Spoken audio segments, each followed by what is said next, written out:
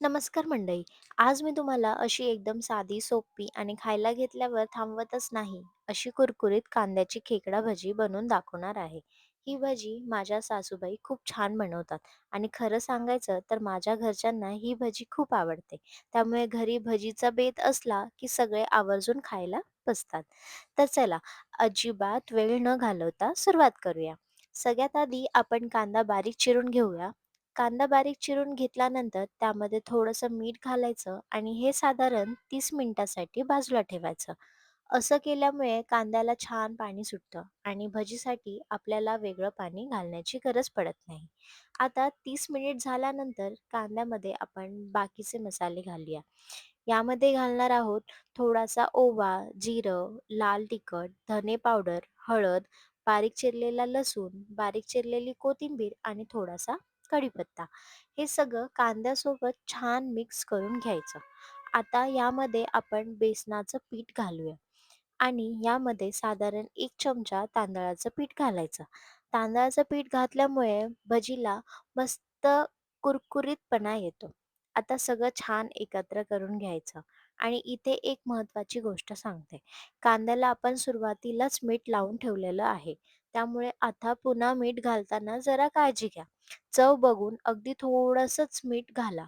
माझ्याकडून इथे थोडं मीठ जास्त झालं होतं, म्हणून त्यावर एक मस्त घरगुती उपाय केला. मी एक बटाटा किसून यामध्ये घालते. यामुळे मिठाचा स्वाद व्यवस्थित बॅलन्स होतो आणि भजीचं मिश्रणही छान होतं.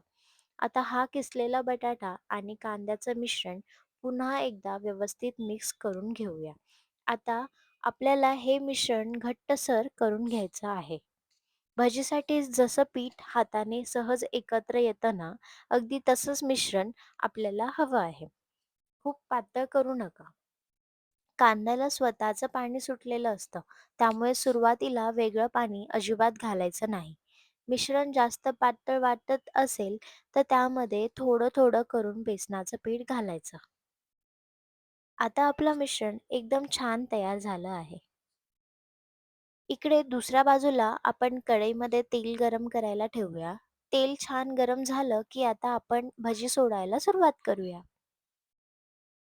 हाताने थोडं-थोडं मिश्रण घेऊन ते तेलामध्ये सोडायचं आणि एक गोष्ट लक्षात ठेवा, भजी एकदम मोठी-मोठी करू नका. छोट्या आकाराची भजी केली तर ती आतून छान शिजतात आणि बाहेरून एकदम खमंग आणि कुरकुरीत होतात. आता भजी हळू छान सोनेरी रंगाची होत आहे. कढईमध्ये भजी सोडल्यानंतर त्यांना लगेच हलवायचं नाही. थोडं सेट होऊ द्यायचं आणि मग अलगद उलटायचं. दोन्ही बाजूंनी छान कुरकुरीत आणि सोनेरी रंगाच्या झाल्या की भजी तेलातून बाहेर काढायच्या. आणि बघा मंडळी, काय मस्त कुरकुरीत झाल्यात. एकदम खमंग, चुरचुरीत आणि कांद्याचा छान स्वाद आलेल्या. ही आहे माझ्या सासूबाईच्या हातची स्पेशल कांद्याची खेकडा भजी. आमच्या घरी ही भजी बनली की सगळी अगदी आवर्जून खायला बसतात आणि माझ्या घरच्यांना तर ही भजी खूपच आवडते. गरमागरम भजी सोबत चहा आणि घरच्यांसोबत गप्पा.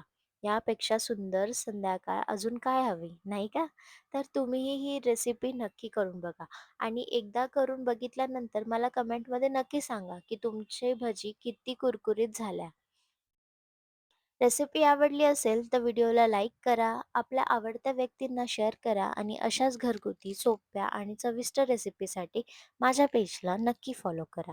पुन्हा भेटूया एका नवीन आणि मस्त रेसिपीसोबत. तोपर्यंत गरमागरम भजी खात राहा आणि आनंद राहा.